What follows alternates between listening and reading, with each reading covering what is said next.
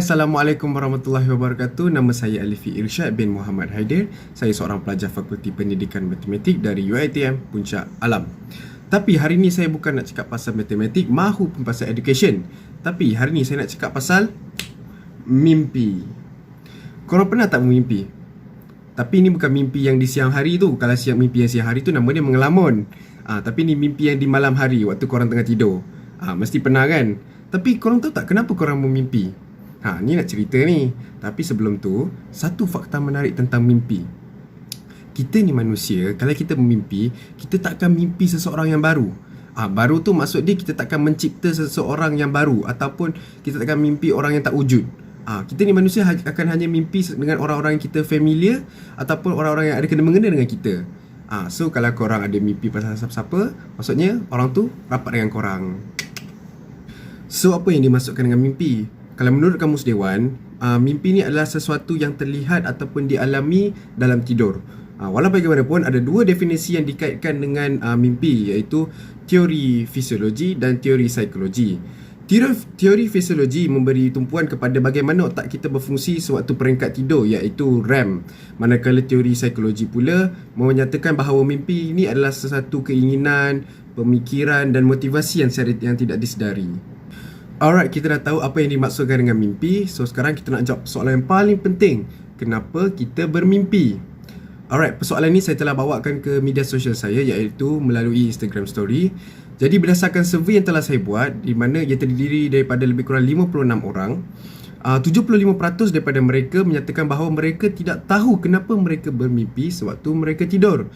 Dan kemudian diteruskan dengan soalan seterusnya, iaitu bagi pendapat anda, mengapakah kita bermimpi? Dan lebih daripada 50% daripada mereka telah memilih kita bermimpi sebab ingin memastikan otak kita bekerja walaupun sedang tidur. Tapi, betul ke? Okay, so mimpi ni adalah satu... Hello? Okay. Okay guys, saya baru dapat maklumat di mana kita akan mendapat satu panggilan telefon daripada salah seorang daripada kita punya penonton ya. Okay, kejap ya, saya cuba dapatkan. Hello, Assalamualaikum. Boleh kenalkan diri dan apakah pekerjaan anda? Waalaikumsalam. Nama saya Sabrina Zainuddin dan merupakan pelajar Mechanical Engineering. Wah, kita ada panggilan daripada bakal engineer lah.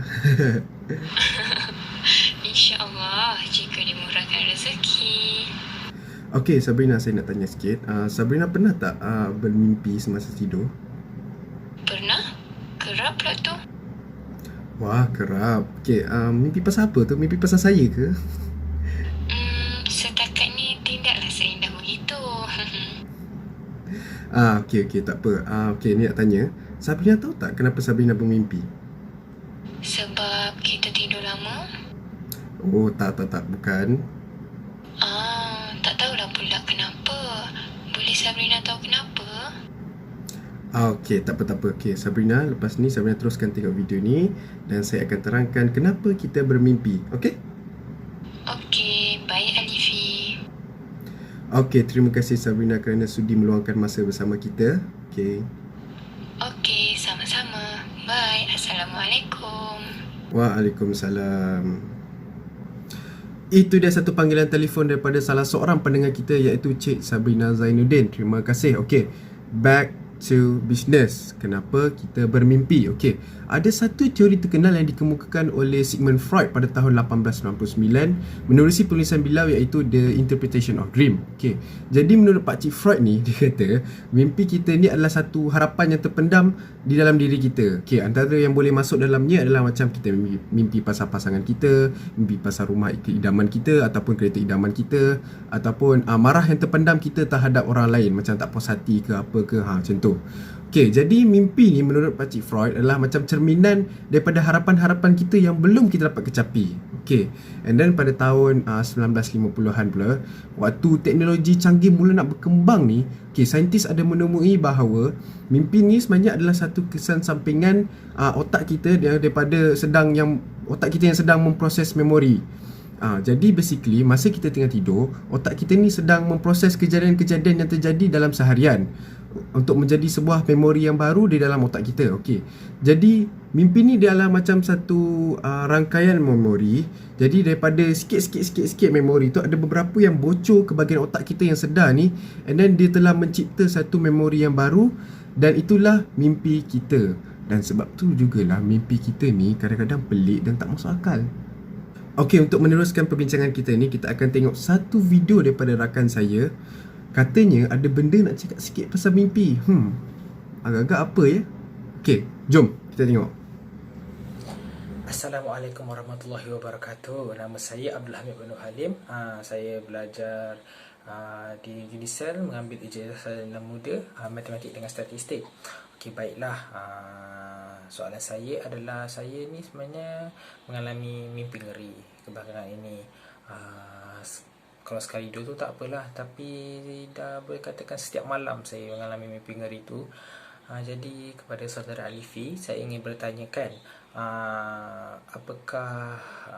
apakah penjelasan berkaitan dengan mimpi-mimpi ngeri ini, dan apakah pandangan dari segi Islam, dan apa yang saya boleh buat kalau berlaku lagi mimpi-mimpi buruk ni. Tolong jelaskan. Terima kasih. Terima kasih Abdul Hamid atas perkongsian anda itu tadi. So based on apa yang Hamid cakap tadi, dia selalu berdapat mimpi buruk sewaktu dia tidur. So soalan dia tadi, kenapa dia selalu dapat mimpi buruk ni? Ada orang nak santau dia ke? Tak adalah. So kalau menurut Islam, mimpi ada 3 jenis. Yang pertama, mimpi yang baik datang daripada Allah Subhanahu Wa Taala. Yang kedua, mimpi buruk yang datang daripada syaitan rajim. Dan yang ketiga adalah mimpi yang datang daripada diri manusia itu sendiri. Seperti yang saya telah terangkan tadi. Ingat? So kalau korang ada mimpi buruk, jangan risau, itu hanyalah satu mainan syaitan. So korang janganlah nak fikir-fikir sangat. Jap. Tapi perkara ni kita tak boleh nak biarkan je. Takkanlah kita nak dapat mimpi buruk setiap malam. Kita kenalah borak senting. Sebab apa? Sebab mimpi buruk ni dia akan mengganggu tau kualiti tidur kita. Tak percaya? Tak apa?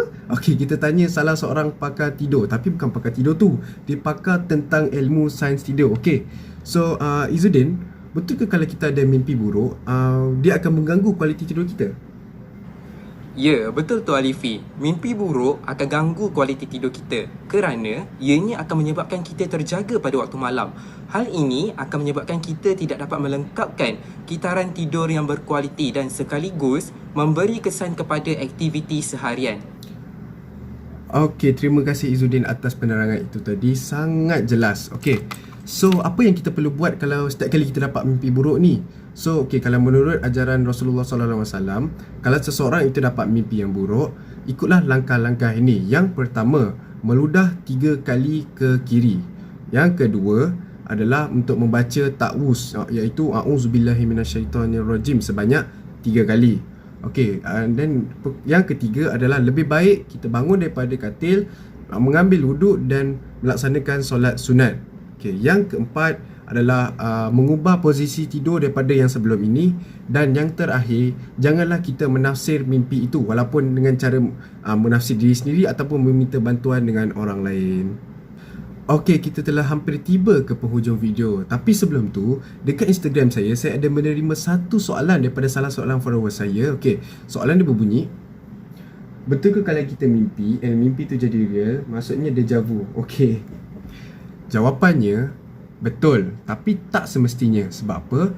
Deja vu ni dia boleh terjadi apabila ada satu memori di dalam otak kita, tetapi kita tak ingat, kita tak sedar akan memori tu ada. And then apabila ada situasi yang berlaku secara real life, dan situasi tu seakan-akan memori yang di dalam otak kita tu, jadi otak kita akan triggered dengan situasi itu, maka terjadilah deja vu terhadap diri kita. So, jawab soalan anda. Alhamdulillah, kita telah sampai ke penghujung video. So itu sajalah perkongsian saya tentang mimpi, dan diharapkan korang semua ni yang tengok video ni akan dapat manfaat dan belajar sesuatu benda yang baru. So that's all from me. Thank you for watching. Don't forget to like. Assalamualaikum. Mimpi yang indah kau bersama.